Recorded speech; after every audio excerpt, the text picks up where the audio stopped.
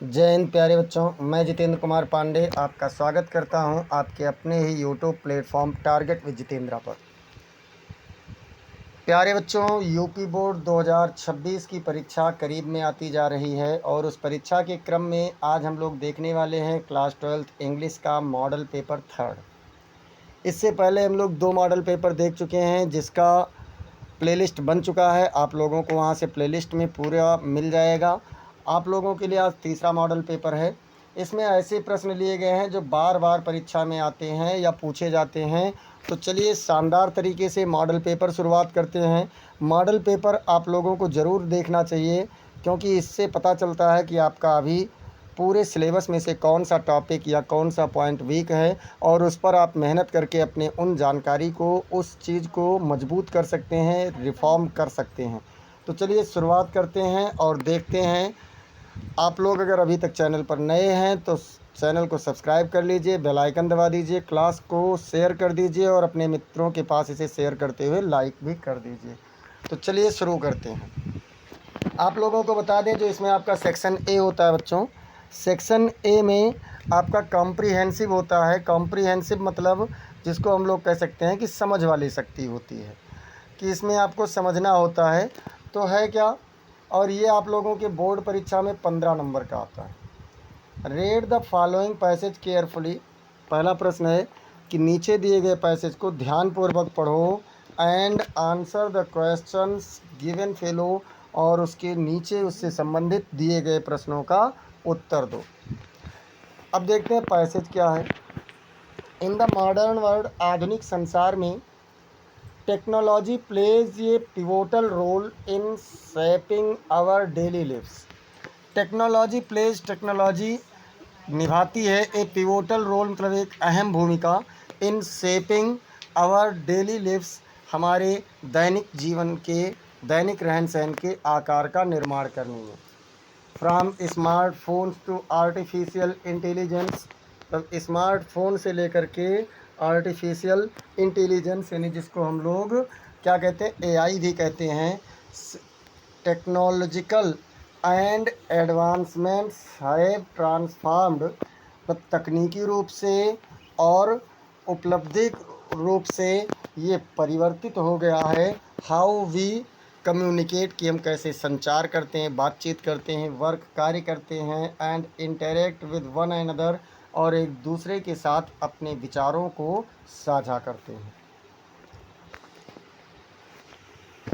The advent of the internet has revolutionized access to information।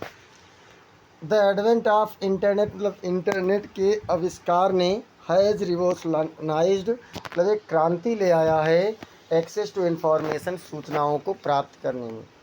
Allowing individuals to connect globally in real time, वास्तविक समय में व्यक्तिगत रूप से पूरे भौगोलिक परिदृश्य से अपने आप को जोड़ने में भी इसने क्रांति ला दी है। This connectivity has fostered a sense of community. ये जो जुड़ने का संदर्भ है, ये क्या किया इसने, एक समुदाय की समझ को एंड कोलाबोरेशन, और एक समावेश की समझ को विकसित किया है। ब्रेकिंग डाउन जियोग्राफिकल बैरियर्स, भौगोलिक बाधाओं को तोड़ते हुए। हाउएवर, जैसा कि the impact of technology is not solely positive, जो तकनीकी का प्रभाव है ये पूरे तरीके से सकारात्मक नहीं है। The rise of social media has led to concerns about privacy and mental health. Social media का विकास ने क्या किया है, जो प्राइवेसी यानी व्यक्तिगत सूचनाएं हैं और साथ ही साथ मानसिक स्वास्थ्य को प्रभावित किया है, चिंता का विषय बढ़ा दिया है। मैनी इंडिविजुअल्स एक्सपीरियंस एनेक्सिटी, कई अकेले लोग चिंता का अनुभव करते हैं, एंड डिप्रेशन, और डिप्रेशन में चले जाते हैं, दुखी हो जाते हैं, due to the pressure of to maintain an online persona. एक पर्सोना मतलब यहाँ पर्सनालिटी से है, व्यक्तिगत संबंध से है, अपना व्यक्तित्व से है, मतलब एक ऑनलाइन व्यक्तित्व बनाए रखने के दबाव में बहुत से लोग चिंता में का अनुभव करते हैं और डिप्रेशन में चले जाते हैं। एडिशनली, इसके अतिरिक्त the digital divide remains a significant issue, मतलब जो डिजिटल विभेद हुआ है वह एक महत्वपूर्ण कमी को दर्शाता है। Not everyone has equal access to technology, क्योंकि प्रत्येक व्यक्ति के पास तकनीकी का समान एक्सेस नहीं है। Leading to disparities in education, जैसे शिक्षा में जो भिन्नताएं हैं, एंड एम्प्लॉयमेंट अपॉर्चुनिटीज़, और रोजगार के अवसरों में भी भिन्नताएं हैं।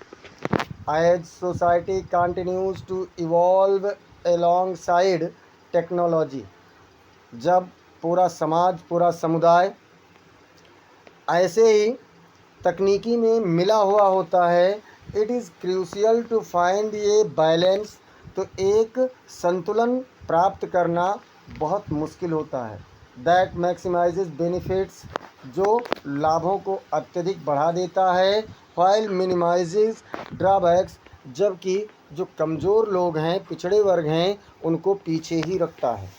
Education system must adopt to prepare students, शिक्षा व्यवस्था को छात्रों को अवश्य तैयार करना चाहिए for a tech driven world, एक तकनीकी द्वारा या तकनीकी से सुसज्जित संसार के लिए।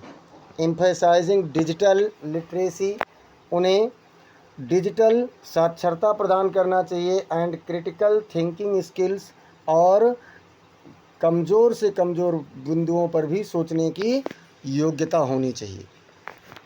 ये बच्चों हम लोगों का पैसेज था। अब पैसेज से संबंधित क्वेश्चन क्या कह रहा है, तो पैसेज से संबंधित जो आप लोगों का पहला क्वेश्चन है वो है, what role does technology play in modern society according to the passage. इस पैसेज के अनुसार तकनीकी आधुनिक समाज में कैसी भूमिका अदा करता है। देखते हैं। Technology is pivotal in shaping daily lives, जो तकनीकी है ये हमारे प्रतिदिन के या दैनिक जीवन का आकार देने में एक अहम भूमिका अदा करता है। By transforming communication, work and interaction, plus संचार, बातचीत और कार्यों को परिवर्तित करते हुए, रूपांतरित करते हुए। दूसरा क्वेश्चन इसमें क्या कह रहा है बच्चों, दूसरा क्वेश्चन कह रहा है, what are some positive impacts of technology mentioned. तकनीकी के कुछ सकारात्मक प्रभाव कौन कौन से इसमें सम्मिलित किए गए। तो the internet has revolutionized access to information, जो तकनीकी है इसने क्या किया है, इसने सूचनाओं को प्राप्त करने में एक क्रांति ला दी है। And fostered global connectivity and collaboration, और लोगों में एक वैश्विक लगाव और समावेशन को प्रकट किया है, जोड़ दिया है। तीसरा क्वेश्चन कह रहा है बच्चों इसमें, तीसरा क्वेश्चन है कि what concern are raised regarding social media. Social media से संबंधित कौन सी चिंताएं हैं। तो कंसर्न्स इंक्लूड प्राइवेसी इशू, जिसमें व्यक्तिगत इशू है, एंड मेंटल हेल्थ चैलेंजेस, और मानसिक स्वास्थ्य की चुनौतियां related to maintaining an online persona, एक ऑनलाइन रूप से व्यक्तित्व को बनाए रखने के लिए ये चुनौतियां आ गई हैं, चिंताएं आ गई हैं। डी वाला कह रहा है, D number, what is the digital divide. Digital divide क्या है, तो कह रहे हैं the digital divide refers to the disparity in access to technology. तकनीकी को प्राप्त करने के लिए जो विभिन्नताएं हैं वही डिजिटल डिवाइड है। एमॉन्ग डिफरेंट पॉपुलेशंस, अलग अलग जनसंख्याओं में, affecting education and employment opportunities, जो शिक्षा और रोजगार के अवसरों को प्रभावित करती हैं। अब देखते हैं बच्चों हम लोग ई वाला, यानी कि पांचवा क्वेश्चन। पांचवा क्या कह रहा है, how should education system adopt according to the passage, इस पैसेज के अनुसार शिक्षा व्यवस्था कैसी अपनाई जानी चाहिए। तो education system should emphasises digital literacy, मतलब शिक्षा की जो व्यवस्था है उसमें तकनीकी साक्षरता होनी चाहिए एंड क्रिटिकल थिंकिंग स्किल्स, और नाजुक परिस्थितियों में भी विचार करने की योग्यता होनी चाहिए। To prepare students for a tech driven world, मतलब जो छात्र हैं उन्हें एक तकनीकी द्वारा चलाए जाने वाले संसार के लिए। अब देखते हैं हम लोग, तो पहले पैसे से संबंधित 15 नंबर का क्वेश्चन हो चुका है। इंग्लिश आप लोगों का पूरा 100 नंबर का आता है, ये भी ध्यान रखना है। दूसरा सेक्शन शुरू होता है यहाँ से, यहाँ पर आपकी राइटिंग स्किल देखी जाती है। इसमें कह रहा है right an article on any one of the following topics in about 100 to 150 words. आपको नीचे दिए गए बिंदुओं में से किसी एक पर, नीचे दिए गए विषय वस्तुओं में से किसी एक पर आपको निबंध लिखना है, वो भी लगभग 100 से 150 शब्दों में। तो चलिए देखते हैं कौन कौन सा टॉपिक है। तो यहाँ पर बच्चों आपको 3 टॉपिक दिया गया है। 3 टॉपिक कौन है? Place of women in society, समाज में महिलाओं का स्थान, science in the service of Mankind, मानवता की सेवा में विज्ञान, और हॉरर्स ऑफ टेररिज्म, मतलब आतंकवाद की समस्या। आपको बता दें कि आतंकवाद के बारे में मैंने आप लोगों को पहले मॉडल पेपर में करवाया था, तो ये आप लोगों का हो चुका है, इसलिए इसको नहीं करवाएंगे। बाकी आप लोगों का ये वाला करवा रहे हैं और ये वाला करवा रहे हैं। तो चलिए ए और बी वाले में देखते हैं, place of women in society. सबसे पहले हम लोग इस वाले निबंध को देखते हैं, place of women in society today, आज के समय में समाज में महिलाओं का स्थान। This sentence means what role women play in today's society. इस वाक्य का अर्थ है कि महिलाएं आज के समाज में कैसी भूमिका निभाती हैं, कैसी भूमिका अदा करती हैं। व्हाट देयर प्लेस इज, उनका स्थान क्या है, and what opportunities and challenges exist for them, और उनके लिए कौन कौन से अवसर और चुनौतियां अस्तित्व में हैं या हैं। तो देखते हैं role of women in today's society, मतलब आज के समाज में महिलाओं की भूमिका क्या क्या है। This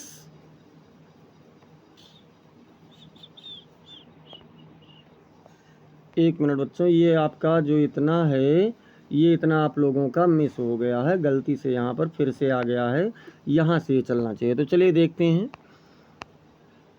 this is also an appropriate translation, ये एक बहुत ही उचित, या कह सकते हैं बहुत ही उचित है, which focuses on the place of women in society, जो समाज में महिलाओं की भूमिका को के स्थान को दर्शाता है, उस पर ध्यान केंद्रित करता है। The place of women in society today has evolved significantly over time. आज के समय में महिलाओं का जो समाज में स्थान है वो समय के साथ साथ बहुत ही महत्वपूर्ण हो गया है। मार्क्ड बाय इंक्रीज्ड एम्पावरमेंट, मतलब अत्यधिक सत्ताओं के साथ साथ बढ़ा है, राइट्स अधिकारों के साथ बढ़ा है, and representation across various domains, और अलग अलग स्थानों पर उनके प्रस्तुतिकरण से भी उनका स्थान समाज में बढ़ा है। Women are excelling in academies, महिलाएं क्या कर रही हैं, संस्थानों में रिसर्च, मतलब शिक्षण संस्थानों में, रिसर्च यानी अनुसंधानिक संस्थानों में, एंड इनोवेशन और नवाचार, सब इन सभी जगहों पर महिलाओं ने अपना सफलता हासिल किया है। एक्सेलिंग अर्थात अपना गणना कराया है। ग्लोबली, वैश्विक रूप से literacy rates for women have improved significantly, वैश्विक रूप से महिलाओं की साक्षरता दर में भी महत्वपूर्ण सुधार हुआ है।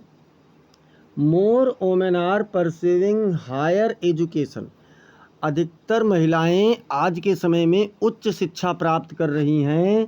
Leading in traditionally male dominated fields, ऐसे स्थानों में जहां पर जो पुरुष से संबंधित यानी पुरुष प्रधान समाज में क्षेत्रों में परंपरागत रूप से वह भी बढ़ रही हैं, सच एज STEM, जैसे कि STEM में। अब STEM का मतलब क्या है? STEM का मतलब है साइंस, क्या है? Science, technology, engineering and mathematics, यानी कि विज्ञान है, तकनीकी है, इंजीनियरिंग है और गणित में है। Female scholars, authors and educators are shaping knowledge and cultural disclosure होना चाहिए यहाँ पर। जो मतलब महिला विद्वान हैं, लेखक हैं और साथ साथ शिक्षक भी हैं, ये सभी क्या कर रहे हैं? ज्ञान को और सांस्कृतिक प्रदर्शन को बढ़ा रही हैं। Women today are agents, women today women today are agents of change, leaders, professionals and nurturers. मतलब महिलाएं आज के समय में परिवर्तन, नेतृत्वकर्ता, व्यवसाय और अन्य विभिन्न रूपों में क्या हैं? एक प्रकार की अभियंता हैं, अभिकर्ता हैं, एजेंट हैं। सोसाइटी इंक्रीजिंगली रिकॉग्नाइजेज दियर वैल्यू, समाज भी आज अत्यधिक रूप से उनके महत्व को समझ रहा है एंड पोटेंशियल, और उनकी क्षमताओं को भी समझ रहा है। हाउएवर, जैसा कि अचीविंग ट्रू जेंडर इक्वलिटी, मतलब जो समान रूप से लैंगिक समानता है, रिक्वायर्स कंटिन्यूड एफर्ट, ये निरंतर प्रयास की इसमें आवश्यकता है।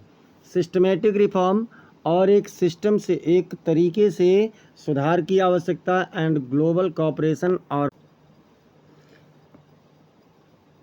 तो ये हो गया पहला वाला। दूसरे वाले में देखते हैं, बी वाला में क्या कह रहा है? बी वाले में आप लोगों को कह रहा है science in the service of man, व्यक्ति या मनुष्य की सेवा में विज्ञान। तो देखते हैं मनुष्य की सेवा में विज्ञान ने क्या क्या किया है। कह रहे हैं we are living in an age of science, हम सभी विज्ञान के एक युग में रह रहे हैं। Miracles of science have changed our lives, miracle मतलब होता है चमत्कार, जादू, यानी विज्ञान के चमत्कार ने हमारे जीवन को परिवर्तित कर दिया है, बदल दिया है। The best of the comforts and luxuries, सबसे अच्छे, सबसे बेहतरीन आराम और सुख वैभव की संपत्तियों को दिया है। That we have today are the contributions of science, जो हमें आज के समय में हम लोग विज्ञान के ही सहयोग से प्राप्त कर रहे हैं। Science has made our life easy and comfortable, विज्ञान ने हमारे जीवन को आरामदायक बना दिया है, आसान बना दिया है। It has reduced the time, इसने समय की बचत भी किया है, समय को कम कर दिया है, अर्थात बचत किया है। स्पेस एंड डिस्टेंस, समय, स्थान और दूरी में कमी कर दी है। The inventions of science have revolutionized the world of transport, जो विज्ञान की क्रांति है, विज्ञान की क्रांति ने क्या किया है? विज्ञान की क्रांति ने यातायात के साधनों में, वैश्विक यातायात के साधनों में भी क्रांति ला दी है। The distance of meaningless today, दूरी का मतलब आज कुछ है ही नहीं, आज के समय में दूरी का मतलब अर्थहीन है। We have aeroplanes, cars, bullet trains, ships etc, हमारे पास हवाई जहाज़ है, कार है, बुलेट ट्रेन है, जहाज़ें हैं, ये सब कुछ हमारे पास है। Within a short time, बहुत छोटे से समय में, बहुत कम समय में, we can cover a very long distance, हम एक बहुत लंबी दूरी को तय कर सकते हैं। The world has turned smaller due to these fast means of transport,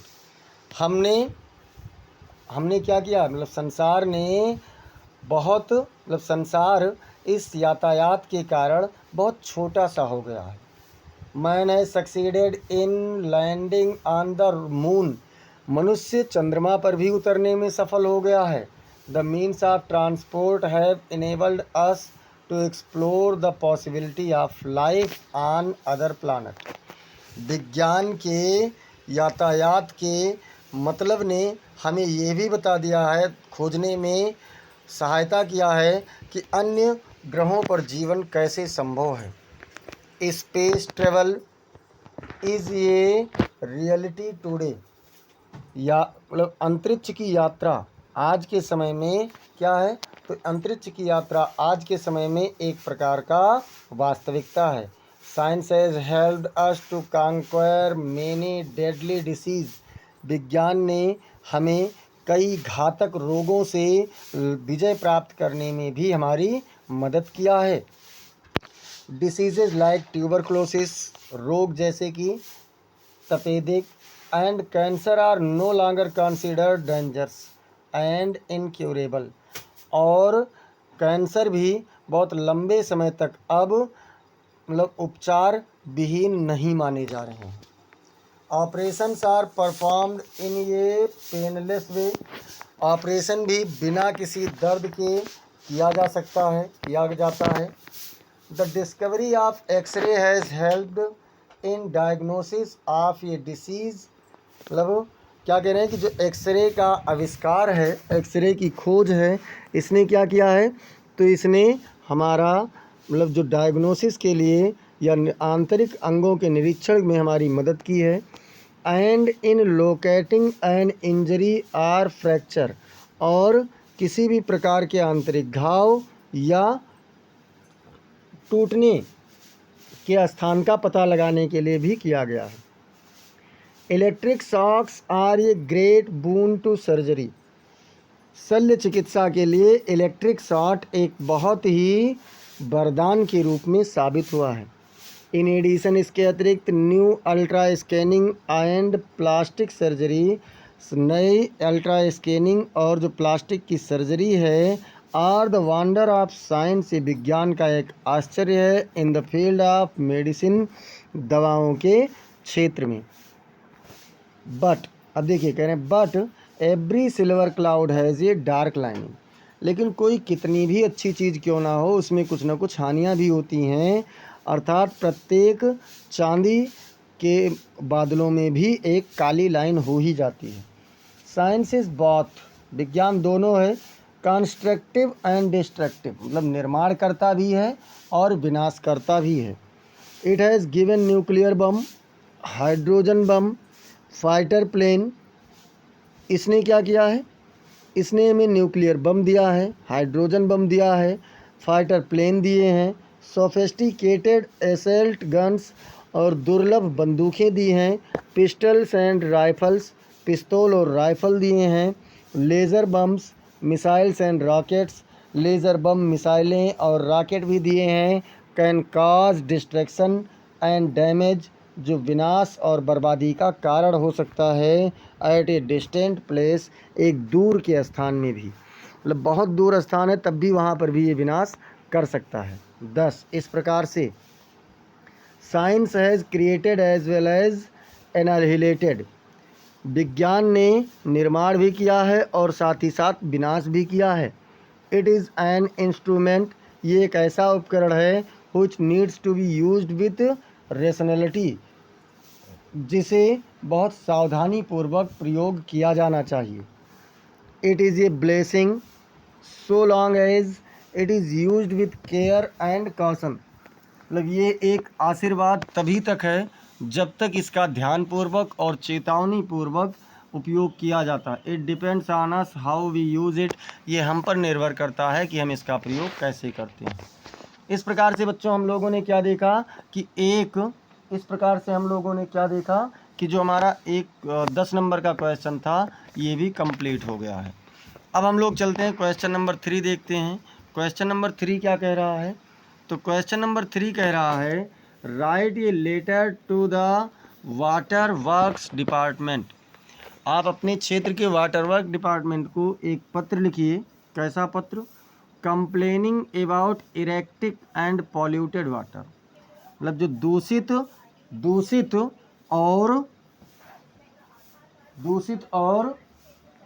दूषित और हम लोगों को प्रदूषित पानी के लिए सप्लाई इन योर लोकेलिटी, जो आपके क्षेत्र में प्रदान किया जाता है, आपूर्ति होती है, उसके लिए आप एक शिकायत करते हुए एक पत्र लिखिए। सॉरी बेटा कुछ मतलब अलग दिमाग हो गया था उसके लिए। चलिए देखते हैं इस लेटर को। 12th बी, ये आपका मकान नंबर होगा।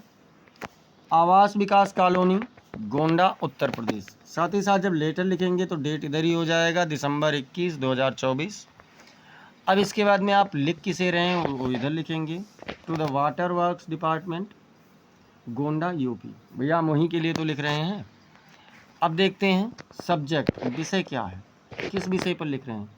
Addressing the persistent issue of culminated water supply in आवास विकास कॉलोनी। मतलब आवास विकास कॉलोनी में प्रदूषित पानी के निरंतर आपूर्ति के लिए आप लोगों को मतलब के संदर्भ में एक पत्र।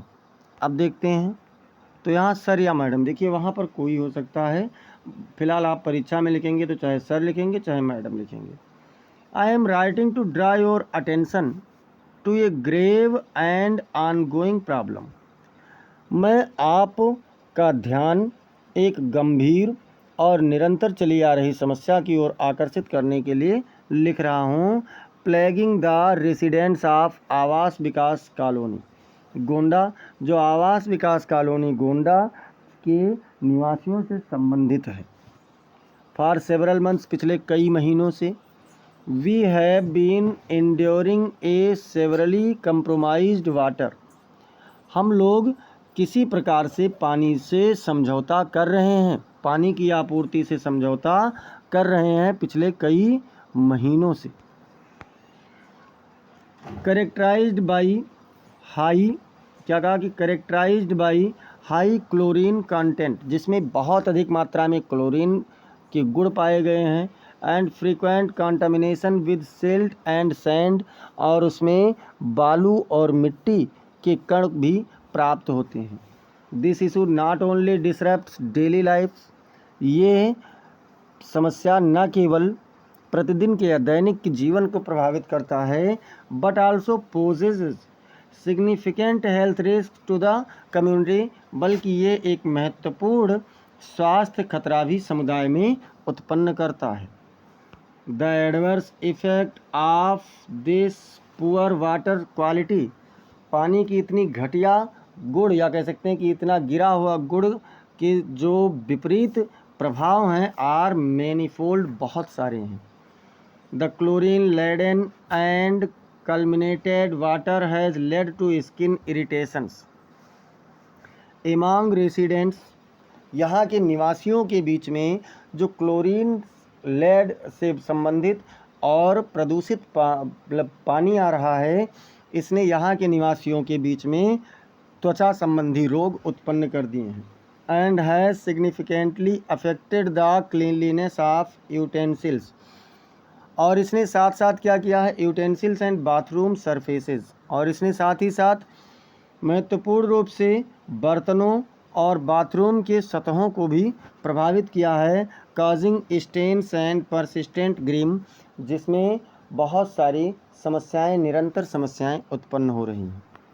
मोस्ट अलार्मिंगली, इससे भी अधिक चौंकने की बात यह है, the community has witnessed A surge in water borne illnesses, इस पूरी समस्या जो पानी मतलब ये पूरा समुदाय पानी से उत्पन्न होने वाली समस्या से संबंधित रोगों से मतलब क्या कह रहे हैं, जूझ रहा है या परेशान हो रहा है। Such as diarrhoea and skin infection, जैसे कि डायरिया और त्वचा संबंधी रोग। पर्टिकुलरली अफेक्टिंग वल्नरेबल ग्रुप्स, जो एक प्रभावशाली समूह को प्रभावित कर रहा है, like children and the elderly, मतलब बच्चे और बूढ़ों सबको प्रभावित कर रहा है। डिस्पाइट रिपीटेड कंप्लेंट्स, मतलब बार बार शिकायत दर्ज कराने के बावजूद भी, टू द लोकल अथॉरिटीज़, यहाँ के स्थानीय लोगों को, no tangible action has been taken to resolve the issue, इस समस्या को हल करने के लिए कोई भी प्रभावशाली समाधान नहीं किया गया है। दिस लैक ऑफ अकाउंटेबिलिटी, ये जिम्मेदारी की एक कमी एक्सरवेट्स द फ्रस्ट्रेशन, लोगों में क्या करती है, निराशा बढ़ाती है। एंड हेल्पलेसनेस ऑफ रेसिडेंट्स, और यहाँ के निवासियों में असहायता को बढ़ाती है। Who rely on this basic utility for their everyday needs, जो अपने प्रतिदिन के दैनिक आवश्यकताओं की पूर्ति के लिए झेल रहे हैं, परेशान हो रहे हैं। I appeal to the concern civic authorities to, मैं यहाँ पर संबंधित अधिकारियों से निवेदन करता हूँ, आग्रह करता हूँ।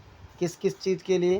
Conduct an immediate and thorough investigation, एक तत्काल प्रभाव से जांच की प्रक्रिया। Into the root causes of the water contamination, मतलब जो इस पानी के उसमें संबंधित कण आ रहे हैं, उससे तुरंत जांच करके उसके कारण के जड़ तक पहुंचा जाए। दूसरी चीज़ क्या है बच्चों? दूसरा और आपको कहना, implement stringent measures to improve water treatment and ensure ये सेफ सप्लाई, मतलब पानी के उपचार को सुधारने के लिए एक बढ़िया उपकरण लगाया जाए जिससे एक सुरक्षित आपूर्ति मिल सके। Establish regular monitoring mechanism to prevent the recurrence of such issues, ऐसी समस्याओं के समाधान के लिए क्या करें? उसमें एक मैकेनिज्म यानी यांत्रिक का प्रयोग करें, यंत्र का प्रयोग करें जिससे इसका समाधान हो सके। Communicate transparently with the community, समुदाय के साथ में निष्पक्ष रूप से बातचीत करें। About steps being taken to address the problem, इस समस्या से संबंधित जो कदम उठाए गए हैं उनके बारे में बताएं। A reliable and clean water supply is not merely A necessity, एक स्वच्छ और साफ़ सुथरा पानी की आपूर्ति न केवल आवश्यक है बट ये fundamental right of every citizen, बल्कि यह क्या है? प्रत्येक नागरिक का एक मूलभूत अधिकार भी है। आई अर्ज टू यू, एक मिनट, यहाँ न्यूज़पेपर कैसे आ गया? यू होना चाहिए। I urge to you to highlight this pressing issue to prompt, मैं आपसे इस इशू को सुधारने के लिए आपसे निवेदन करता हूँ ताकि आप इसे हाईलाइटिंग तरीके से, या कह सकते हैं प्रमुखता से लें। स्विफ्ट एक्शन, एक तेज़ी का कार्य करें फ्रॉम द रिलेवेंट अथॉरिटीज़, और जो इससे संबंधित अधिकारी हैं उनको भी आप सूचित करें। And to advocate for the welfare of the residents of Awas Vikas colony, और आवास विकास कॉलोनी में रहने वाले लोगों की सुरक्षा के लिए सपोर्ट करें। Thank you for your attention to this critical matter, इस नाजुक मामले पर आपका ध्यान देने के लिए बहुत बहुत धन्यवाद। योर सिंसियरली, आपका भवदीय XXX, यहाँ पर आपको नाम नहीं लिखना है। अब मान लीजिए इसके बाद में आप उसे नहीं कर पा रहे हैं तो आप दूसरा वाला कर देना। A television cabinet that you had order, एक टेलीविज़न का बक्सा जिसके लिए आपने आदेश दिया था फ्रॉम अमेज़ॉन, यानी अमेज़ॉन से। An online shopping site, Amazon क्या है? एक ऑनलाइन शॉपिंग साइट है। Arrived in a damage condition, एक टूटे फूटे स्थिति में आपके पास पहुंचा है। Write a letter to register a complaint, मतलब एक शिकायत दर्ज कराने के लिए एक पत्र लिखिए। व्हाइल सीकिंग ए रिफंड और ए रिप्लेसमेंट, जिसमें आप उसकी वापसी के लिए या फिर उसे बदलने के लिए तलाश कर रहे हैं। तो दोनों में से कोई एक कर देना। फ़िलहाल मैं इसको नहीं करवा रहा हूँ क्योंकि एक करवा चुका हूँ। सेक्शन सी ग्रामर आ गया बच्चों। यहाँ पर चौथा क्वेश्चन है, कह रहा है choose the correct option to answer the following questions, नीचे दिए गए प्रश्नों का उत्तर देने के लिए सही विकल्प का चयन कीजिए। आपको बता दें 5 विकल्प होगा, प्रत्येक विकल्प आपका 2 नंबर का होगा। कितना नंबर हो जाएगा? तो आपका हो जाएगा 10 नंबर। तो चलिए पहले क्वेश्चन से देखते हैं और पहले क्वेश्चन पर विकल्प क्या है इसके बारे में थोड़ा सा चर्चा कर लेते हैं। अब यहाँ देखिए, यहाँ पर क्या कह रहा है बच्चों कि undue favour to place one's relatives on lucrative post is called, मतलब एक उपेक्षा, किसी भी एक के संबंधी का कोई भी ध्यान ना देना, पक्ष ना लेना, एक ऐसी स्थिति पर क्या कहलाता है? क्या ये कास्टिज्म कहलाता है, या इंडिविजुअलिज्म कहलाता है, या सेकुलरिज्म कहलाता है, या फिर नेपोटिज्म कहलाता है? तो बच्चों, कास्टिज्म मतलब जातिवाद हो गया, इंडिविजुअलिज्म मतलब व्यक्तिवाद हो गया, सेकुलरिज्म मतलब धर्मवाद, और जो नेपोटिज्म है, नेपोटिज्म का मतलब होता है निष्पक्षवाद, यानी कि आपका चौथा ऑप्शन सही उत्तर हो जाएगा। बी वाले पर देखते हैं, बी वाला क्या कह रहा है। तो बी वाला कह रहा है कि the phrase on the when, the phrase on the when means, on the when phrase का क्या मतलब है? इंक्रीजिंग, या फिर डेवलपिंग, या फिर डिक्रीजिंग, या फिर स्ट्राइकिंग। तो बच्चों, इंक्रीजिंग मतलब होता है वृद्धि, डेवलपिंग मतलब विकास, और स्ट्राइकिंग मतलब भी स्ट्राइक या रोकना किसी चीज़ से। फिलहाल ऑन द वेन्स का मतलब होगा डिक्रीजिंग, यानी कि पतन। तो इसका थर्ड वाला ऑप्शन आप लोगों का सही आंसर हो जाएगा। क्वेश्चन नंबर सी कह रहा है, इसमें 4 का सी क्या कह रहा है? तो 4 का सी कह रहा है the synonym of despise is, despise का समानार्थी क्या है? लव है, या फिर हेट है, या रिस्पेक्ट है, या सेलेक्ट है। तो बच्चों, डिस्पाइज मतलब होता है नफरत यानी घृणा, और हेट का मतलब भी होता है नफरत यानी कि घृणा। तो सेकंड वाला ऑप्शन आपका इसमें बिल्कुल सही आंसर हो जाएगा। फिर देखते हैं डी नंबर क्या कह रहा है। डी नंबर कह रहा है कि Rohit had gone before his father कम, अपने पिता के आने से पहले रोहित जा चुका था। Which word in the above sentences an error, ऊपर दिए गए वाक्य में कौन सा शब्द में एक एरर है, गलती है? क्या गॉन में गलती है, या बिफोर में गलती है, या फिर हिज में गलती है, या फिर कम में गलती है? तो ध्यान दीजिए, एक तरफ आप लोगों का क्या है बच्चों? तो एक तरफ हैड गॉन लिखा हुआ है। अब जब हैड गॉन है यानी कि वर्ब की थर्ड फॉर्म है, तो इसमें क्या करेंगे? इधर सेकंड फॉर्म होना चाहिए, केम होना चाहिए, जबकि है क्या? कम है। तो इसलिए आपका चौथा ऑप्शन बिल्कुल सही आंसर हो जाएगा। फिर ई वाला कह रहा है ई का मतलब क्या होता है?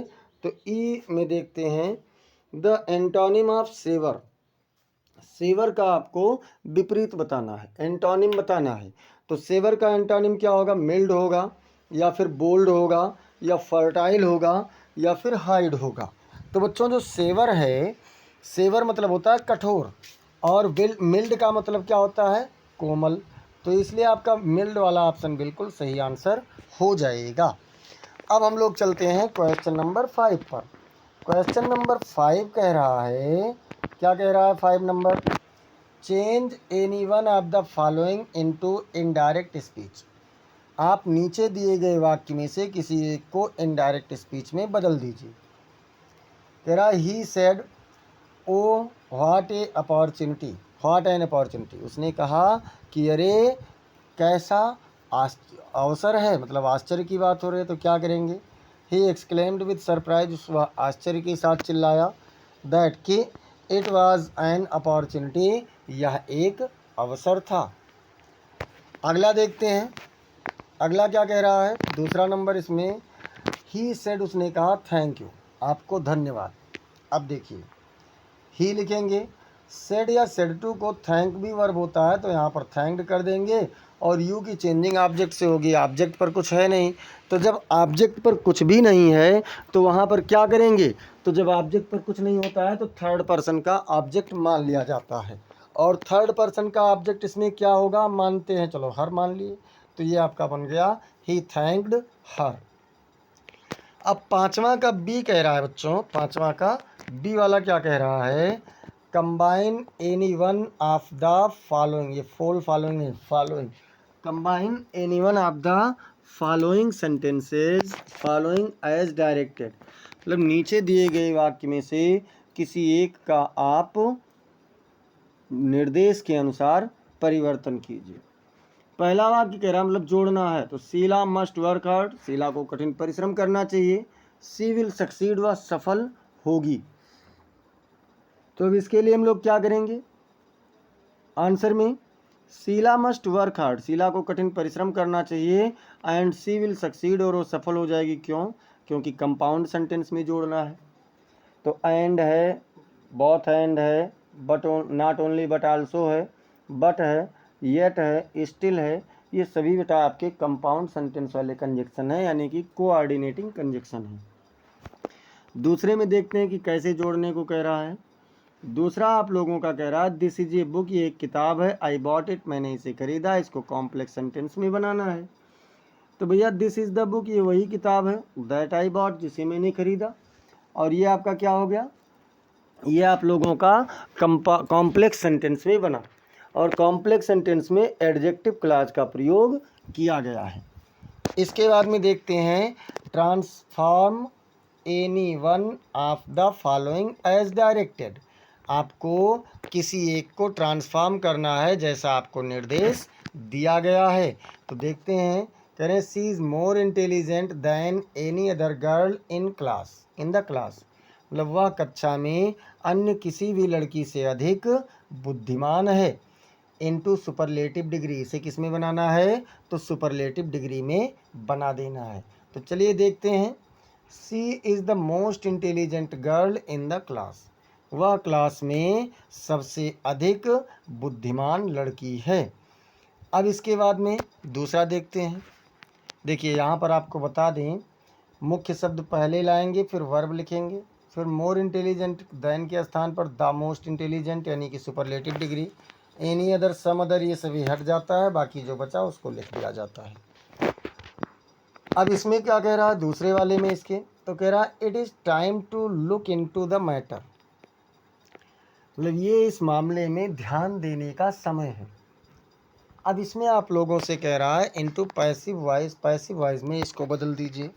तो चलिए पैसिव में बदलते हैं। तो देखिए इट इज़ टाइम, उसके बाद में क्या करना है बच्चों, जो यहाँ पर फॉर लगा लेना है, फिर ऑब्जेक्ट ले आना है। ऑब्जेक्ट क्या है, द मैटर, तो द मैटर इधर ले आइए।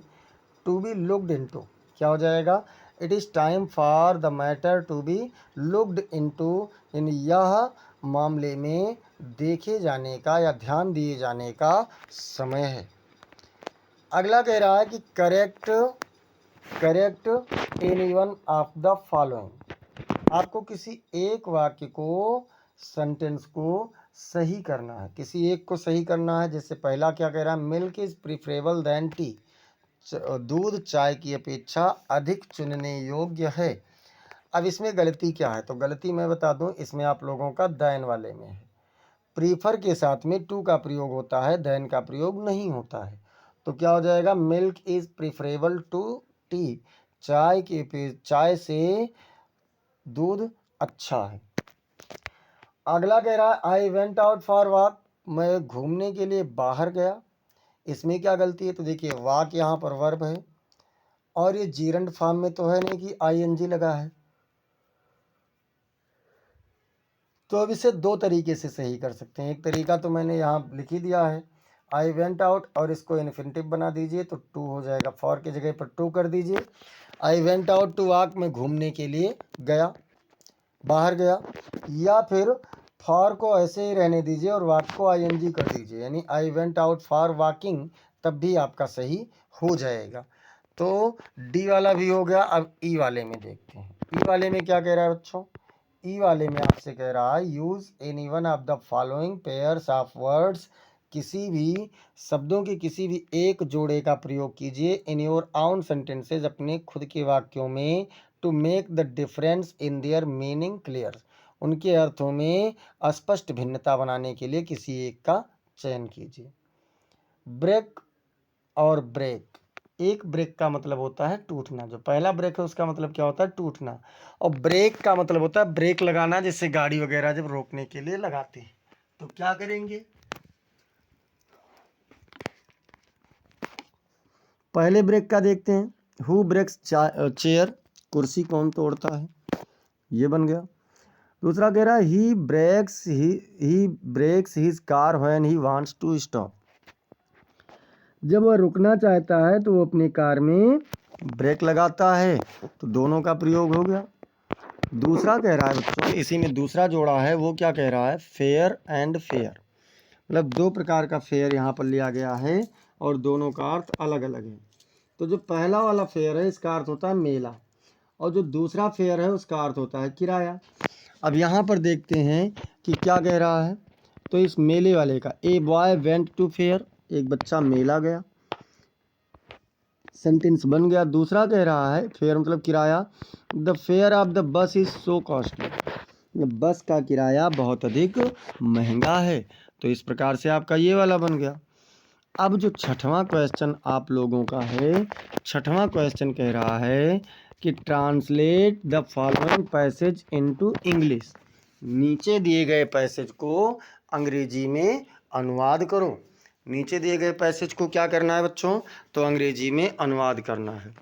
जैसे कहा गया हम परिवर्तन के दौर में रह रहे हैं, तो भैया हम कैसे रह रहे हैं, we are living in an era of change. Era मतलब दौर या युग कह सकते हैं या समय कह सकते हैं, यानी हम परिवर्तन के दौर में रह रहे हैं, तो we are living in an era of change. अगला क्या कह रहा है, किंतु कुछ ऐसी चीज़ें हैं जिनका स्थायित्व तो ताजगी और आकर्षण कभी कम नहीं होता। तो क्या कहा कि येट मतलब किंतु या फिर भी, देयर आर सम थिंग्स कुछ ऐसी चीज़ें हैं, हुज परमानेंस मतलब जिनका अस्थायित्व, फ्रेशनेस मतलब ताजगी, एंड चार्म और आकर्षण आकर्षण नेवर डिमिनिश कभी भी कम नहीं होता है। इसके बाद में भारत एक ऐसा ही देश है, क्या कहा, भारत एक ऐसा ही देश है, India is such a country, Bharat एक ऐसा ही देश है। तो है क्या भारत में ऐसी चीज़ें, एक ही समय पुरातन और नवीन, मतलब एक ही समय पुराना भी है और नया भी है। तो बोथ मतलब ancient and modern at the same time, मतलब एक ही समय पर पुराना भी है और नया भी है। फिर आगे क्या कह रहे हैं, देश के नालंदा, तक्षशिला और विक्रमशिला जैसे विश्वविद्यालयों का समृद्ध इतिहास रहा है। तो देखते हैं कह रहे हैं कि the country has had a rich history, मतलब देश के पास एक समृद्ध इतिहास रहा है, ऑफ यूनिवर्सिटीज विश्वविद्यालयों का, such as Nalanda, Takshashila and Vikramshila, जैसे कि नालंदा, तक्षशिला और विक्रमशिला। आज हमें तकनीक के माध्यम से वर्तमान समस्याओं का समाधान कर भारत के प्राचीन गौरव की पुनर्स्थापना करनी है। तो चलिए, टुडे मतलब आज, we must solve present day problems, हमें आधुनिक आज के दिन की या तत्काल के दिन की समस्या का समाधान करना है थ्रू टेक्नोलॉजी मतलब तकनीकी से, एंड रेनस्टेट इंडियाज एनिशियंट ग्लोरी, और भारत के प्राचीन समय के जो ग्लोरी अर्थात शान वैभव है उसकी स्थापना करनी है। रेन स्टेट मतलब स्थापना करनी है। फिर क्या कह रहे हैं, हमें पुनः विश्व में भारतीय ज्ञान की श्रेष्ठता सिद्ध करनी है, हमें पुनः विश्व में भारतीय ज्ञान की श्रेष्ठता सिद्ध करनी है। We no need to once again, हमें एक बार दोबारा एस्टेब्लिश मतलब आवश्यकता है वो स्थापना करनी है, the superiority of Indian knowledge in the world, विश्व में भारतीय ज्ञान का, ज्ञान की सर्वोच्चता का। ऐसा तभी संभव है जब हम अतीत के स्वर्णिम पृष्ठों को पलटकर वर्तमान के संदर्भ में उन्हें योजित कर सकें। तो ऐसा कब संभव है भैया, कह रहे हैं and this is only possible, और ये केवल तभी संभव है when we turn to the golden chapter of our past, जब हम अपने अतीत के सुनहरे अध्याय को पलटेंगे या पढ़ेंगे। तो ये बच्चों आप लोगों का सेक्शन सी भी कंप्लीट हुआ। अब यहाँ से शुरू होता है सेक्शन डी, और सेक्शन डी का मतलब है लिटरेचर वाला section. Answer the following questions in about 40 words each, प्रत्येक शब्दों का लगभग 40 शब्दों में उत्तर दो, प्रत्येक प्रश्नों का लगभग 40 शब्दों में उत्तर दो। और पहला क्वेश्चन देखो क्या कह रहा है, whom did M Hamel blame for the ignorance in studies, अध्ययन में एम हैमेल ने उपेक्षा के लिए किस पर दोष दिया है, एंड वाई और क्यों दोष दिया, भाई दोष किसे दिया और क्यों दिया। M Hamel blamed the people and government of Alsace for the ignorance in studies. M Hamel ने अध्ययन में उपेक्षा के लिए लोगों को और अल्सास की सरकार को दोषी ठहराया है। बिकॉज क्योंकि they had neglected their own language and education, उन्होंने अपने खुद के भाषा और शिक्षा का क्या किया है, उपेक्षा की है। With present prioritising other forms of work and children, उन्होंने पहले क्या किया है, जो माता पिता थे, पेरेंट्स उनके थे, माता पिता बच्चों को अन्य कार्यों में और अन्य क्षेत्रों में लगाने की प्राथमिकता देते थे, इंक्लूडिंग हिमसेल्फ, स्वयं को सम्मिलित करते हुए। Often putting of learning for other activities, उन्होंने अपने आप को भी सम्मिलित किया और कहा है कि कभी कभी वो खुद भी क्या करते थे, सीखने का कार्य बाद में छोड़ देते थे कुछ अतिरिक्त क्रियाकलापों के साथ। The people had not valued there native French language, लोगों ने अपने मातृभूमि भाषा जो उनकी फ्रांसीसी भाषा है उस पर कोई भी ध्यान नहीं दिया। And their lack of interest and misplaced priorities were the root cause of their literacy, कहा कि और यही जो रुचि की कमी थी और अन्य प्राथमिकताओं का, जो अन्य चीज़ों पर प्राथमिकता थी, यही क्या थी, उनकी शिक्षा में अशिक्षा में ये मुख्य कारण था। Especially as French was about to be replaced by German, क्योंकि विशेष रूप से जो फ्रांसीसी भाषा थी अब वह जर्मन भाषा के द्वारा हटाई जा रही थी। अब देखो, अथवा कह रहे हैं चाहे उसे कर देना चाहे इसे कर देना। What was Douglas condition after getting escaped from the pool, तालाब से बचने के बाद में डगलस की क्या स्थिति थी, कैसी स्थिति डगलस की हो गई थी जब वो तालाब से बचकर निकले थे। तो चलिए देखते हैं। After escaping the YMCA pool, YMCA तालाब से बचने के बाद, डगलस वाज वीक, डगलस कमज़ोर थे, ट्रेम्बलिंग काँप रहे थे, एंड फिल्ड विथ ये पैरालाइजिंग फेयर, और एक संज्ञा शून्य कर देने वाले भय से परिपूर्ण थे, ऑफ वाटर, जो पानी का भय था। That followed him for years, जो वर्षों तक जिसने उनका पीछा किया।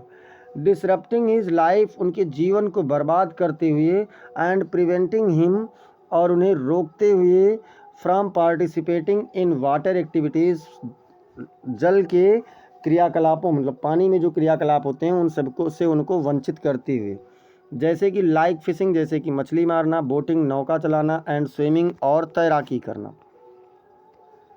This traumatic experience eight the pool instilled, जो तालाब पर एक भयानक भय की घटना घटित हुई थी उनके साथ में, ए हॉन्टिंग फेयर, एक बहुत ही खतरनाक डर, that became a significant psychological handicap, जिसने उन्हें एक मनोवैज्ञानिक रूप से हैंडीकेप कर दिया, अर्थात दिव्यांग कर दिया। Impacting his ability to enjoy the outdoors, जो उनकी क्षमता थी बाहर के आनंद लेने की, उसको रोक दिया। And forcing him to seek ways to overcome the deep seated dread, और उस गहरे बैठे हुए भय से बचने के लिए उनको खुद उपाय खोजने पर मजबूर कर दिया।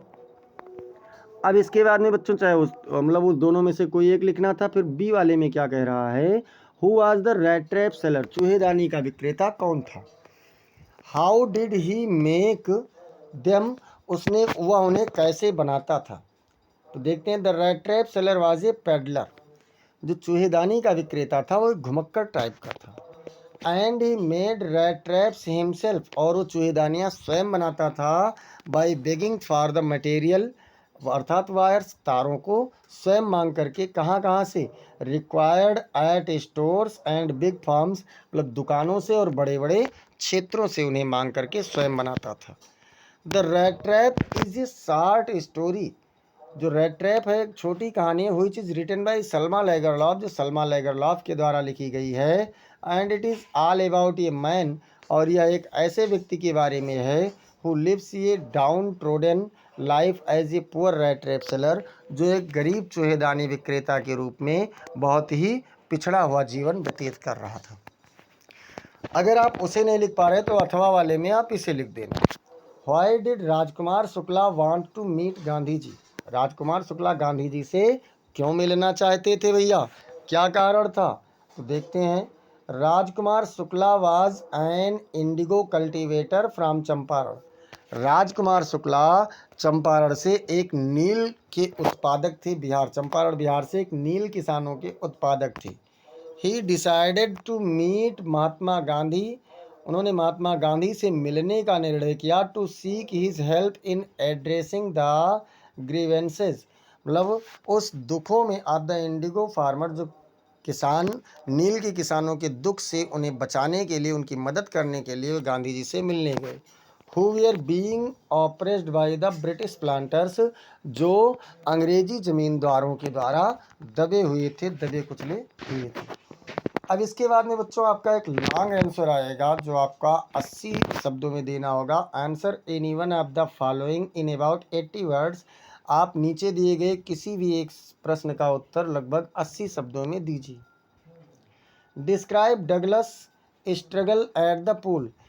तालाब पर डगलस के संघर्ष का वर्णन करो। What strategy did he make to save his life. उन्होंने अपना जीवन बचाने के लिए कौन सी योजना बनाई थी। Douglas struggle at the pool was a terrifying experience. तालाब पर जो डगलस का भाव था, संघर्ष था, वो एक डरावना अनुभव था। क्या था? एक डरावना अनुभव था। That transformed his excitement into panic, जिसने उनके उत्सुकता को, उनके उत्साह को घबराहट में बदल दिया था। इनिशियली, प्रारंभिक रूप से ईगर टू स्विम, वो तैरने के लिए उत्सुक थे। He was suddenly pulled under by A wave, अचानक वह नीचे एक लहर के द्वारा खींच लिए जाते थे। Leading to a fright for survival, जीने के लिए एक भय उनके अंदर बढ़ रहा था। ओवरकम बाई फेयर, भय के द्वारा जकड़ लिए जाते थे। ही स्ट्रगल्ड अगेंस्ट द वाटर, उन्होंने पानी के विरुद्ध संघर्ष किया। हुइच ओनली वर्सेंड हिज सिचुएशन, जिसने केवल और केवल उनके परिस्थिति को अधिक बढ़ा दिया, चिंता कर दिया, और भी अधिक बुरा कर दिया था। रियलाइजिंग, ये जानते हुए, ही वॉज ड्राउनिंग, की वह डूब रहे थे। He fought to stay afloat, उन्होंने तैरते रहने के लिए संघर्ष किया। अनटिल द अंडरस्टूड, जब तक उनके अंदर समझ थी। That he needed to relax, कि उन्हें आराम की आवश्यकता थी। By stopping his frantic movements, अपने उस डरावने भावों को रोकते हुए, ही लर्न टू फ्लोट, उन्होंने तैरना सीख लिया। अल्टीमेटली सेविंग हिज लाइफ, अपने जीवन को बचाते हुए।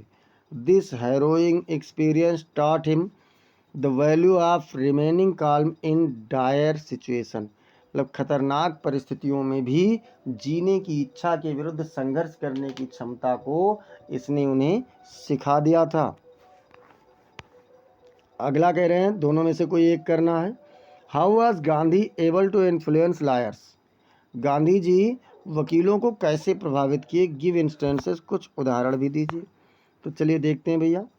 When Gandhi reached Muzaffarpur on 15 अप्रैल 1917, जब गांधी जी 15 अप्रैल 1917 को मुजफ्फरपुर पहुँचे। Several lawyers came to meet him, तो कई वकील उनसे मिलने आए।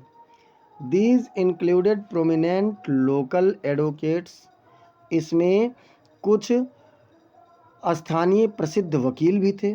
लाइक डॉक्टर राजेंद्र प्रसाद, जैसे कि डॉक्टर राजेंद्र प्रसाद थे। Initially the lawyers were charging high fees from the peasants, peasants मतलब किसान होता है। शुरुआत में जो वकील थे वो वहाँ के किसानों से बहुत ऊंची, बहुत अधिक फीस लेते थे। But they were not united in their approach, लेकिन वे उनके उस संघर्ष में आगे मतलब नहीं आते थे, संगठित नहीं होते थे। Gandhi advised them to stop taking money from poor tenants, Gandhi ji ने उन गरीब किसानों से धन लेने के लिए उन्हें मना कर दिया। एंड इंस्टीड, और इसके बजाय वर्क टुगेदर, एक साथ कार्य करने का सुझाव दिया। टू सपोर्ट देम, उनकी मदद करने के लिए उन्हें एक साथ कार्य करने का भी सुझाव दिया। सून आफ्टर, इसके बहुत जल्द बाद, Gandhi was served a notice, Gandhi ji को एक नोटिस मिला बाय द ब्रिटिश अथॉरिटीज, अंग्रेज अधिकारियों के द्वारा, टू लीव चंपारण, चंपारण छोड़ने का। व्हिच ही डिसोबेड, जिसका उन्होंने अवज्ञा कर दिया। He was summoned to appear in court the next day, उन्हें अगले दिन कोर्ट में उपस्थित होने के लिए बुलावा आया। The lawyer gathered there were unsure, वहाँ पर इकट्ठा हुए वकील अनिश्चित थे। Whether to continue the struggle, कि क्या इस संघर्ष को जारी रखा जाए। इफ गांधी वेयर अरेस्टेड, यदि गांधी जी गिरफ्तार हो जाते हैं। Gandhi calmly asked them, Gandhi ji ने उनसे शांतिपूर्वक पूछा, if it would be morally right, कि ये एक नैतिक अधिकार था, to leave the cause of the peasants as such, ये क्रूशियल मोमेंट, एक ऐसे नाजुक आंदोलन में किसानों को छोड़ देना ये एक नैतिक कार्य नहीं था। मूव्ड बाई हिज सेल्फलेस करेज, उनके एक ऐसे निस्वार्थ साहस एंड सेंस ऑफ ड्यूटी, और कर्तव्य की समझ से परिवर्तित होकर के, द लॉयर्स डिक्लेयर्ड, वकीलों ने घोषणा किया, that they would follow Gandhi to jail if needed, कि यदि आवश्यकता होती है तो वे गांधी जी का जेल तक पीछा करेंगे। This marked A shift in their attitude, इसने उनके कार्य व्यवहार में एक परिवर्तन कर दिया। They know longer saw the case, अब वे बहुत लंबे समय तक उस मामले को नहीं देखते थे एज मेयरली लीगल, केवल कानूनी मामले के रूप में, but as a moral fight for justice, बल्कि वो न्याय के लिए एक नैतिक लड़ाई लड़ रहे थे। महात्मा गांधी हैड दस इन्फ्लुएंस्ड देम, इस प्रकार से महात्मा गांधी ने उन्हें प्रभावित किया, थ्रू हिज पर्सनल एग्जाम्पल, अपने व्यक्तिगत उदाहरण से, एंड एथिकल कन्विक्शन, और एक समझदारी पूर्ण भावों से, नॉट बाय प्रेशर और फोर्स, बिना किसी दबाव या बल के, जोर जबरदस्ती के। अब देखते हैं बच्चों क्वेश्चन नंबर 9 क्या कह रहा है। तो क्वेश्चन नंबर 9 कह रहा है, read the following extract carefully and answer the questions that follow, नीचे दिए गए अंश को ध्यानपूर्वक पढ़िए और उससे संबंधित प्रश्नों के आप उत्तर दीजिए। तो चलिए देखते हैं। A thing of beauty is a joy for ever, एक सुंदरता की वस्तु हमेशा के लिए प्रसन्नता की वस्तु होती है। इट्स लवलीनेस इंक्रीजेज, इसकी प्यारापन बढ़ता है। It will never pass into nothingness, ये कभी भी तुच्छता में नहीं गुजरता। But will keep a bower quiet for us, बल्कि हमारे लिए एक शांत कुंज बनाए रखता है। And a sleep full of sweet dreams, और मधुर या प्यारे सपनों से भरा हुआ एक भरपूर नींद देता है। एंड हेल्थ, और स्वास्थ्य देता है। एंड क्वाइट ब्रीथिंग, और शांत सांसें प्रदान करता है। अब देखते हैं क्वेश्चन क्या कह रहा है बच्चों। क्वेश्चन पहला है, what is a joy for ever, हमेशा के लिए एक स्वतंत्रता कौन सी है। तो ए thing of beauty is a joy for ever, क्या कहा गया कि स्वतंत्रता मतलब एक सुंदरता की वस्तु ही हमेशा के लिए स्वतंत्रता है। बी नंबर पर कह रहा है, what will happen with A thing of beauty, सुंदरता की एक वस्तु क्या करेगी। तो इसमें देखते हैं मतलब इससे क्या होगा, सुंदरता की एक वस्तु से क्या होगा। तो द लवलीनेस ऑफ ये thing of beauty will increase, सुंदरता की एक वस्तु का जो प्यारापन है वो बढ़ेगा। और इसमें तीसरा क्या कह रहा है, तो तीसरा इसमें कह रहा है, what will A thing of beauty provide us, सुंदरता की एक वस्तु हमें क्या प्रदान करेगी। तो आंसर में देखते हैं, a thing of beauty will provide us a bower quiet, मतलब जो सुंदरता की एक वस्तु है वो हमें एक शांति कुंज देगी। ए स्लीप, एक नींद देगी। फुल ऑफ ड्रीम्स, सपनों से भरा हुआ। हेल्थ एंड क्वाइट ब्रीथिंग, स्वास्थ्य और शांत सांसें प्रदान करेगी। एक बार बच्चों सभी लोग क्लास को लाइक कर दीजिए और शेयर कर दीजिए, बहुत थोड़ा सा और बचा हुआ है और आज थोड़ा जल्दी भी ख़त्म कर देंगे क्लास को। तो चलिए देखते हैं क्वेश्चन नंबर 10 क्या कह रहा है। क्वेश्चन नंबर 10 कह रहा है, right the central idea of any one of the following poems, नीचे दिए गए कविताओं में से किसी एक का सेंट्रल आइडिया लिखिए, अर्थात केंद्रीय भाव लिखिए। देखिए इसमें 3 टॉपिक दी जाती है। जो पहला टॉपिक आप लोगों का है, पहला टॉपिक है ए कीपिंग क्वाइट, मतलब क्या है, ए नंबर पर कीपिंग क्वाइट है। तो कीपिंग क्वाइट क्या कह रहा है, the central idea of Pablo Neruda's poem keeping quiet, मतलब पाब्लो नेरूडा की कविता कीपिंग क्वाइट का जो केंद्रीय भाव इज मतलब है the urgent need for quiet introspection, मतलब शांत रहने की एक तत्कालिक आवश्यकता है। And universal understanding to achieve peace, harmony and a connection with our self and nature. और किसकी, एक वैश्विक या कह सकते हैं ब्रह्मांड की समझ, शांति प्राप्त करने की समझ, संयम प्राप्त करने की समझ और साथ ही साथ अपने आप से और प्रकृति से जुड़ने की समझ विकसित करने के लिए। By pausing our relentless activities, अपने कभी ना रुकने वाली क्रियाकलापों को रोक करके, and engaging in a moment of silent reflection, और एक शांत परावर्तन के लिए, एक क्षण के लिए एक शांत भाव के रूप में रुकने के लिए, ह्यूमैनिटी कैन बेटर अंडरस्टैंड, मानवता अच्छे से समझी जा सकती है, इट्स डिस्ट्रक्टिव एक्शंस, इसके विनाशकारी क्रियाकलापों के विरुद्ध। फोस्टर कंपैशन, दया का विकास हो सकता है, and achieve a sense of unity and renewal, और एक प्रकार की एकता और नवाचार को प्राप्त किया जा सकता है। बी नंबर पर क्या है बच्चों, बी नंबर पर है aunt Jennifer's tiger. Aunt Jennifer's tigers मतलब चाची जेनिफर के बाघ। तो चलिए चाची जेनिफर के बाघ का सेंट्रल आइडिया देख लेते हैं। The central idea of aunt Jennifer's tigers is the oppression of women. क्या कहा कि जो सेंट्रल आंट जेनिफर टाइगर के कविता का सेंट्रल आइडिया समाज में महिलाओं का शोषण को दर्शाता है इन ये पैट्रियार्चिकल सोसाइटी, एक पैतृक प्रधान समाज में, and the contrast between their constrained lives, और उनके दैनिक जीवन में या विरोधी जीवन में एक विरोध को, एंड दियर इनर डिजायर, और उनकी आंतरिक भावों के और दैनिक जीवन के विरोधों को दर्शाता है। फॉर फ्रीडम एंड स्ट्रेंथ, जो स्वतंत्रता और क्षमता के लिए है, symbolized by the majestic and fearless tigers, ऐसे चमत्कारी और निडर बाघों का प्रतीक है। Aunt Jennifer creates in her embroidery, जिसे चाची जेनिफर अपनी नक्काशी में बनाती हैं। द पोएम हाईलाइट्स, कविता यह भी प्रदर्शित करता है, how women use art as an outlet, कि किस प्रकार से महिलाएं एक कला का प्रयोग प्रदर्शित करने के लिए करती हैं, टू एक्सप्रेस द बोल्डनेस, अपनी साहस को प्रकट करने के लिए, एंड इंडिपेंडेंस, और स्वतंत्रता को प्रकट करने के लिए, they lack in their real lives, जिसे वह अपने दैनिक जीवन में खो देती हैं। But even this form of expression is ultimately overshadowed, लेकिन भावों का प्रस्तुतिकरण का एक जो अत्यधिक है वो भी ढका हुआ है by the lasting effects of marriage, शादी के एक कभी ना समाप्त होने वाले प्रभावों से, एंड सोसाइटियल एक्सपेक्टेशन, और समाज की आशाओं से ढका हुआ है, दबा कुचला हुआ है। और तीसरा है बच्चों ए थिंग ऑफ ब्यूटी। तीसरा क्या है, ए थिंग ऑफ ब्यूटी का है।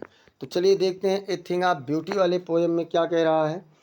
The central idea of John Keats A thing of beauty, John कीट के द्वारा रचा गया ए थिंग ऑफ ब्यूटी कविता की जो केंद्रीय भाव है, इज दैट, ये है कि beauty is a source of eternal Joy, सुंदरता एक आंतरिक प्रसन्नता की स्रोत होता है, एंड ए थेरेपेटिक फोर्स, और इसमें एक उपचारात्मक बल होता है, दैट प्रोवाइड्स कंफर्ट, जो हमें आराम प्रदान करता है, एंड होप, और आशा देता है, against the sorrows and difficulties of life, जीवन के दुखों और मुश्किलों के विरुद्ध।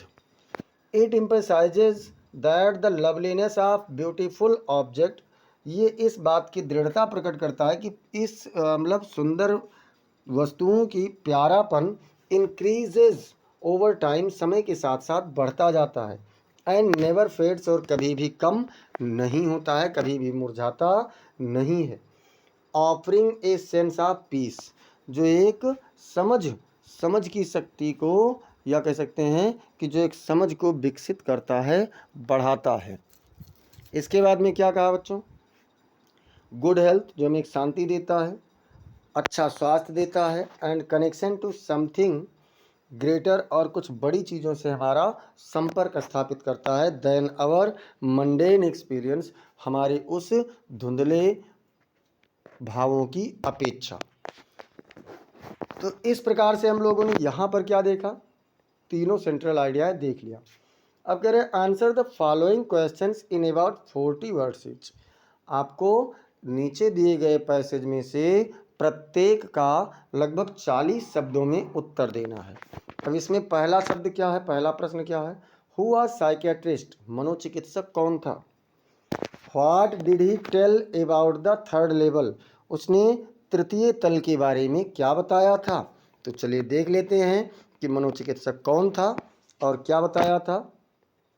इन the story the third level by Jack Finney, मतलब तृतीय तल, जैक फिनी के द्वारा जो लिखी गई कहानी द थर्ड लेवल है, इसमें the psychiatrist is Sam, Sam ही मनोचिकित्सक है। He tells the protagonist Charlie, वह उस आशंका या कह सकते हैं जो भविष्य बताता था या अपने भावों में खोए रहने वाले उस चार्ली को बताते that the third level is a temporary refuge, कि जो थर्ड लेवल है, तृतीय तल है, ये एक अस्थाई शरण है। Or a waking dream wish fulfilment, या फिर जागते हुए स्वप्न देखना और उन इच्छाओं की पूर्ति करना है। एक्सप्लेनिंग, समझा, व्याख्या करते हुए, इट मतलब इसका, एज ए साइकोलॉजिकल एस्केप, एक मनोवैज्ञानिक रूप से बचने का व्याख्या किया है। From the anxieties and pressures of the modern world into a simpler idealized past, किसमें मतलब जो आधुनिक संसार की चिंताएं और दबाव हैं उनमें से उनसे अतीत काल के प्राचीन और पुरानी विचारधाराओं की ओर साधारण और एक कह सकते हैं विचार वैचारिक तथ्यों की ओर ले जाने की बात करता है। हाउएवर, जैसा कि the story ends by revealing, कहानी ये प्रकट करते हुए समाप्त होती है that Sam himself was seeking this escape, कि सैम भी स्वयं यही शरण खोज रहा था, and was trapped in the third level, और वो भी तृतीय तल में फंस गया था। Eventually writing to Charlie from the past, जो सौभाग्य से चार्ली को अतीत से कुछ लिखते हुए या लिख रहा था। अथवा मान लीजिए आप उसे नहीं कर पा रहे हैं तो आपको ये वाला कर देना चाहिए, how did doctor Sadao operate the white man, कि डॉक्टर सदाओ ने किस प्रकार से उस गोरे व्यक्ति का ऑपरेशन किया था। आंसर देखते हैं। Doctor Sadao operated on the white man, doctor Sadao ने उस गोरे व्यक्ति का ऑपरेशन किया। An American prisoner of war, जो एक युद्ध का अमेरिकी कैदी था। With precision and care and in his home, मतलब चीरा लगा करके और घर पर ही उसकी देखभाल करके। Using his skills as a surgeon, एक सर्जन के रूप में अपनी कुशलता को दिखाते हुए, टू रिमूव ए बुलेट, एक गोली निकालने के लिए, फ्रॉम द मेंस बैक, उस व्यक्ति के जो पीठ में लगी हुई थी। और क्या होता है, हिज वाइफ हैना, उसकी पत्नी हैना, assisted him by providing clean towels, उसके साथ साथ एक कह सकते हैं असिस्टेंट के रूप में, सहायक के रूप में उसने उसकी सहायता की, साफ तौलिया दिया। And preparing to administer anaesthesia, और उसे एनेस्थीसिया अर्थात बेहोशी की दवा देने के में भी उसको तैयार करती रही, अर्थात उसके आनंद या मज़े कह सकते हैं उसको मज़े से आराम से दवा देती रही। आफ्टर द सक्सेसफुल सर्जरी, सफल ऑपरेशन के बाद, doctor Sadao continue to treat the patient, doctor Sadao ने उस मरीज का इलाज जारी रखा। Prioritising his duty to save a life, एक जीवन बचाने की अपनी कर्तव्य को उसने प्राथमिकता दिया। Despite the significant personal and political risk, मतलब उस व्यक्तिगत और राजनैतिक खतरों को के बावजूद भी। अब चलते हैं बी वाले पर। बी वाला कह रहा है बच्चों, who was mister lamb. Mister lamb कौन थे? How did dairy come into his contact. Dairy उनके संपर्क में कब आया? आप लोगों को बता दें, आप लोगों के सप्लीमेंट्री में एक पाठ है और उस पाठ का नाम है on the face of it. ये उसी पाठ से संबंधित क्वेश्चन है। तो चलिए देख लेते हैं कि मिस्टर लैम्ब कौन था। तो mister lamb was a kind solitary old man. Mister lamb जो था वह एक दयालु अकेला बूढ़ा व्यक्ति था विद ए टिन लेग, जिसका एक पैर टीने का था। A survivor of the war, जो युद्ध का एक बचा हुआ व्यक्ति था। Who lived alone in his garden, जो अपने बगीचे में अकेला रहता था। Derry came in to his contact, Derry उसके संपर्क में आया। व्हेन द बॉय, जब लड़का suffering from a burned face, अपने एक जले हुए चेहरे से पीड़ित था। एंड निगेटिव कॉम्प्लेक्सेस, और नकारात्मक भावों से पीड़ित था। क्लाइम्ड ओवर द वॉल, दीवार पर चढ़ा। इनटू मिस्टर लैम्ब्स गार्डन, श्रीमान लैम्ब के बगीचे में। एज्यूमिंग इट वाज डिजर्टेड, ये कल्पना करते हुए कि ये सुनसान था, खाली था। उस समय उसे इस बात का मतलब उसके संपर्क में आया। मान लो आप उसे नहीं कर पा रहे हैं तो अथवा में आप इसे कर लेना। Who was the tiger king, बाघ राजा कौन था? How was he named it, उसने यह नाम कैसे पाया था? तो चलिए देखते हैं कि बाघ राजा कौन था। The tiger king was the title of the Maharaj of Pratibandapuram, Jilani जंग बहादुर। टाइगर किंग प्रतिबंधपुरम की महाराज जिलानी जंग बहादुर का उपनाम था। Who was given this name, जिन्हें यह नाम दिया गया था। बिकॉज, क्योंकि एट 10 डेज ओल्ड, 10 दिन की उम्र पर ही डिक्लेयर्ड, उन्होंने घोषणा कर दिया था। लेट टाइगर्स बी एवार, बाघों को सावधान कर दो। आफ्टर एन एस्ट्रोलॉजर प्रेडिक्टेड, जब एक ज्योतिषी ने भविष्यवाणी की थी, he would be killed by a tiger, कि वह एक बाघ के द्वारा मारे जाएंगे। उसके बाद में उन्होंने क्या किया था? उन्होंने ये घोषणा कर दिया था। He later embarked on the lifelong mission to kill 100 tigers. इसके बाद उन्होंने पूरे जीवन में अपने 100 बाघों को मारने की एक योजना पर चल दिए। टू डेफ्टी द प्रोफेसी, उस भविष्यवाणी को झूठा ठहराने के लिए।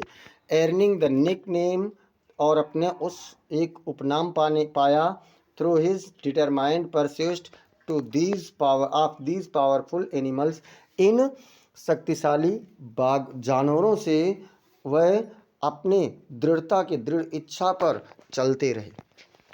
क्वेश्चन नंबर 12 ये बच्चों लॉन्ग आंसर है, सप्लीमेंट्री का। कह रहा है answer any one of the following questions in about 80 words. आप नीचे दिए गए प्रश्नों में से किसी भी एक प्रश्न का लगभग 80 शब्दों में उत्तर दीजिए। पहला क्वेश्चन है, व्हाट डिड द एस्ट्रोलॉजर फोरटेल, ज्योतिषी ने क्या बताया? When the tiger king was born, जब जो बाघ राजा पैदा हुआ था। तो देखते हैं बच्चों, द एस्ट्रोलॉजर्स प्रेडिक्टेड, ज्योतिषियों ने भविष्यवाणी किया, that the tiger king born in the hour of the bull, कि बाघ राजा का जन्म वृषभ राशि में हुआ था। Would be killed by a tiger, जिसकी हत्या एक बाघ के द्वारा होगी। This prophecy was the catalyst for the tiger king's obsession with hunting and killing tigers to defy his fate. जो ये भविष्यवाणी थी, ये भविष्यवाणी ने बाघ राजा को उन बाघों को डराने और उन्हें मारने के लिए, अपने भविष्य को सुधारने के लिए प्रेरित कर दिया। द चीफ एस्ट्रोलॉजर रिवील्ड, मुख्य ज्योतिषी ने प्रकट किया, the infant Prince was born under the star of the bull, कि जो राजकुमार था, ये बच्चा राजकुमार बच्चा वृषभ राशि के अंतर्गत पैदा हुआ था। किसके अंतर्गत? तो ये वृषभ राशि के अंतर्गत इस बच्चे का जन्म हुआ था। द एस्ट्रोलॉजर एक्सप्लेन्ड, ज्योतिषी ने व्याख्या किया, that the bull and the tiger are natural enemies, कि बैल और बाघ क्या हैं? प्राकृतिक शत्रु हैं। Therefore, इसलिए ही फोरटोल्ड, उसने भविष्यवाणी किया, that the Prince death would ultimately come from A tiger, कि इस बच्चे की मृत्यु एक बाघ के रूप में ही आएगी। अब मान लो अगर ए नहीं कर पा रहे हैं तो बी वाला कर देना, give a character sketch of dairy.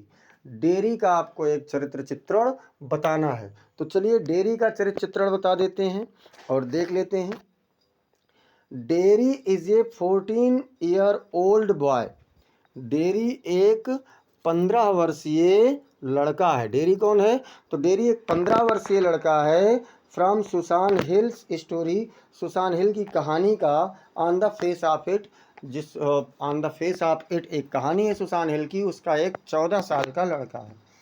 whose character sketch is defined by his disfigured face, जिसका चरित्र उसके बिगड़े हुए चेहरे के, अब चेहरे की बिगड़ी हुई आकृति के कारण होता है। Leading to deep seated insecurity, जो असुरक्षा बहुत गहराई से महसूस करता है। सेल्फ पिटी, अपने आप पर दया। एंड विड्रॉल फ्रॉम सोसाइटी, और अपने आप को समाज से अलग कर समझता है।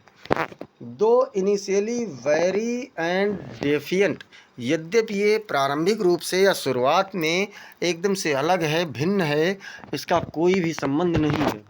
He harbours a secret desire for connection, फिर भी वह लोगों से जुड़ने का एक बहुत ही चुपचाप इच्छा है, कह सकते हैं बहुत छोटी इच्छा होती है। Which is challenged and potentially transformed, जिसको चुनौती दी जाती है और वह पूरी तरीके से परिवर्तित हो जाती है by the encounter with mister Lamb, mister Lamb के पलटवार से या उनके तर्क से। ए ट्रॉमेटिक एसिड, एक खतरनाक तेजाब एक्सीडेंट मतलब दुर्घटना में left dairy with A scared face, dairy को एक जले हुए चेहरे के साथ छोड़ दिया। Which makes him feel, जो उसे एहसास कराता था लाइक ए मोनस्टरस, एक राक्षस के समान, आउटकास्ट मतलब जो उसे एक राक्षस के समान एहसास कराता था। ही बिलीव्स, वह विश्वास करता है, others are repulsed by his appearance, कि अन्य भी उसके उस चेहरे से नफरत करते थे। Leading to feelings of inferiority, अपने आप को मतलब तुच्छ समझते हुए, एंड सेल्फ आइसोलेशन, और अकेला समझते हुए वो ऐसा महसूस करता है। Due to his appearance and experiences, उसके ऐसे निर्माण या चरित्र और अनुभव के कारण Derry views the world negatively, डेरी पूरे संसार को नकारात्मक रूप से देखता है। And often indulges in self pity, और अक्सर अपनी दया में अनुभव करता रहता है। His mother's revulsion also contributes to his negative outlook, उसके माँ की प्रतिक्रिया भी उसे क्या करती है, थोड़ा सा अलग या नकारात्मक भाव प्रदान करती है। तो बच्चों आज हम लोगों ने देखा तीसरा मॉडल पेपर। नवरात्रि का फास्ट था, इसलिए थोड़ा सा मतलब स्वास्थ्य में लग रहा है कि जैसे कमजोरी, वीकनेस महसूस हो रही थी, तो उसके लिए सॉरी चाहता हूँ। अगले पेपर में बेहतर आप लोगों को और बेहतर देने का प्रयास किया जाएगा।